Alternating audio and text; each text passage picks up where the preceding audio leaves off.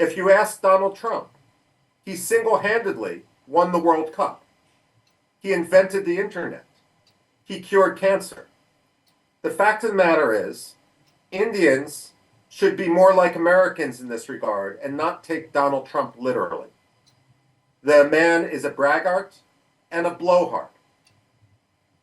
But behind that bravado, what he's signaling is the United States was helping mediate.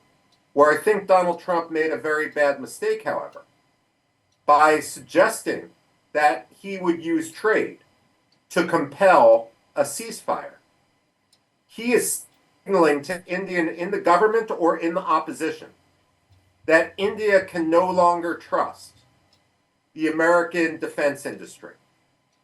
For all the discussion last February of allowing India to join the F-35 Joint Strike Fighter program, Indians would have to be crazy right now to actually purchase the F-35 Joint Strike Fighter, because what Donald Trump was signaling is that we could disrupt the supply chain when India needs these aircraft most.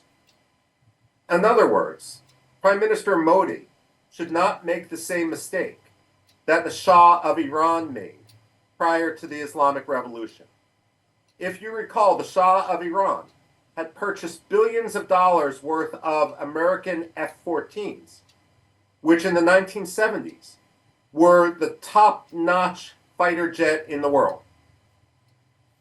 And then, when the Islamic Revolution happened, of course, we didn't provide the F-14s to the Islamic Republic of Iran. And this has become a diplomatic bone of contention ever since. Now, we're not talking about anything like the Islamic Revolution in India, of course. But this parallel should be front and center in the Indian consciousness. What happens if the United States doesn't fulfill its contracts?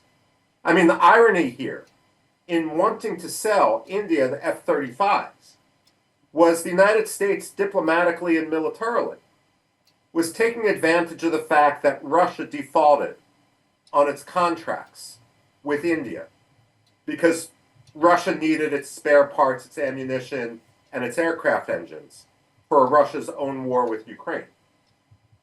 Now, Donald Trump, basically because he likes to talk off the cuff and he puts his own interests above those of traditional diplomacy, has completely undercut the American defense industry and the American defense relationship with India. That I see as the greatest ramification of Donald Trump and his loose lips.